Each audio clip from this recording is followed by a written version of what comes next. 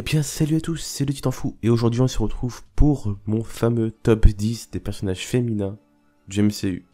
Donc ici ce sera un classement de puissance, donc on va pas attendre plus longtemps, je tiens juste à dire avant que c'est un classement personnel, ça se peut que vous pensiez totalement différemment de moi. Je sais pas si ça se dit totalement différemment, mais vous m'avez compris.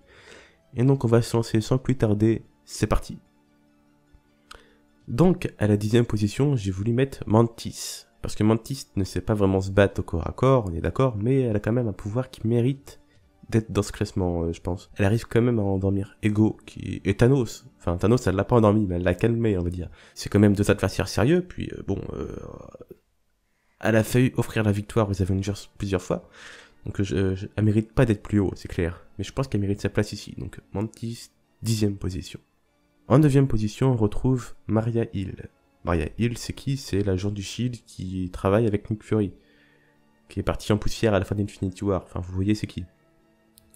Donc pourquoi elle est au-dessus de Mantis? Bah, tout simplement parce qu'elle sait se battre. On l'a clairement vu dans Avengers 1 et dans Le Soldat de l'Hiver qu'elle sait se battre. Et puis bon, elle a l'air de savoir tirer avec un pistolet, donc il n'y a pas besoin de plus pour être au-dessus de Mantis. Donc Maria Hill, 9e position. Ensuite, en 8e position, on retrouve Nebula. Donc Nebula, la sœur adoptive de Gamora et la fille adoptive de Thanos. Donc déjà, elle a été entraînée par Thanos, donc déjà ça aide. Elle a été modifiée cybernétiquement, je sais pas si ça se dit. Elle a des morceaux de corps en métal, donc déjà ça la renforce. Puis elle a été entraînée toute sa jeunesse, elle fait que se battre de sa vie, on l'a déjà vu se battre plusieurs fois contre des ennemis. Elle est capable de tenir tête à Gamora, qui est la femme plus féroce de la galaxie, donc je pense qu'elle mérite sa place ici en 8e position. Donc Nebula, 8e position. À la 7e position, on retrouve Okoye. Okoye, c'est la garde royale de Black Panther. C'est un peu comme Nebula, elle a été entraînée toute sa vie pour se battre. Elle dirige les Dora Milaje, je crois que c'est le nom de l'ordre. Ouais, c'est ça, les Dora Milaje. Et on a clairement vu qu'elle était capable de se battre contre plusieurs Outriders d'un coup de Infinity War. Et de tenir tête à Proxima Midnight, qui est quand même une alien qui mesure 2 mètres et qui fait partie de l'Ordre Noir, donc c'est pas n'importe qui. Donc ouais, Okoye, 7e position. Ensuite, en 6e position, on retrouve Black Widow. Donc tout le monde connaît Black Widow, hein. Elle a été entraînée toute sa vie aussi, un peu comme les deux autres.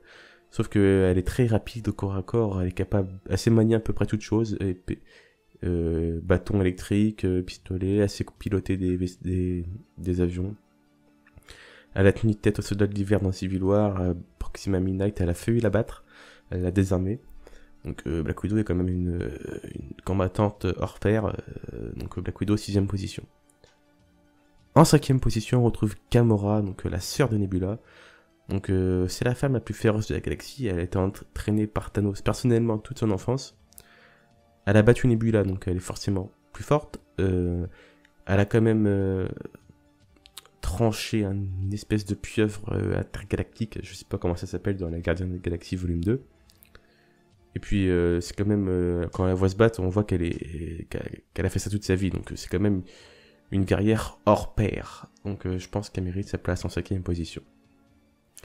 Donc là, à partir de là, il y avait que des personnages qui n'avaient pas réellement de pouvoir. Et là, on va rentrer dans des... Les 4 derniers ont tous des pouvoirs. Donc on commence en 4e place avec la guêpe, ou Hope Pym si vous préférez. Donc elle sait se battre au corps à corps, elle a fait d'arts martiaux quand elle était jeune, ils disent dans Ant-Man. Et elle a la particularité d'avoir le costume rétrécissant. Donc déjà, elle est capable de battre tous les précédents concurrents, j'ai envie de dire. Et puis elle a peut-être la possibilité de grandir un peu comme Ant-Man. Dans ce cas-là, elle écrase tous les autres d'avant. Donc elle mérite pas d'être au-dessus, mais elle mérite pas d'être en haut. Enfin, avec le 3e, je sais pas, j'ai un peu hésité, mais sur les 4 derniers, j'ai un peu hésité, mais je pense que j'ai fait le bon choix. Donc, la guêpe, 4e position. Donc là, en 3e position, Proxima Midnight. La femme de l'Ordre Noir, donc celle qui arrive à se tenir tête à 3 Avengers d'un coup, Captain America, Black Widow et Faucon. Elle leur tient tête, hein, ils auraient peut-être gagné s'ils se seraient pas fait attaquer par surprise. Donc c'est quand même une adversaire redoutable, puis elle fait partie de l'Ordre Noir, donc Thanos n'a pas choisi n'importe qui pour ses généraux privilégiés, j'ai envie de dire. Et donc voilà, ouais, elle a même failli tuer Black Widow et Okoye, donc 3e position. Et donc là, pour les 2 dernières, j'ai hésité. mais je pense que j'ai fait le bon choix, comme je l'ai dit. Donc, en deuxième position, il s'agit de la déesse de la mort, Hela. Donc là, je pense que vous serez d'accord avec moi de dire que elle a clairement défoncé l'armée d'Asgard à elle toute seule. Elle a tué tous les compagnons de Thor là au début du film. Thor, elle a détruit Mjolnir déjà, c'est quand même voilà. Comment dire, elle bat Thor même avec la force du tonnerre. Thor ne peut pas la battre, il est obligé d'appeler Surtur.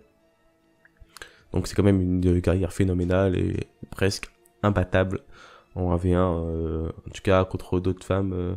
Avec la première, je pense ils peuvent se rivaliser, mais en tout cas, elle est là, deuxième position là-dessus, il y a pas de...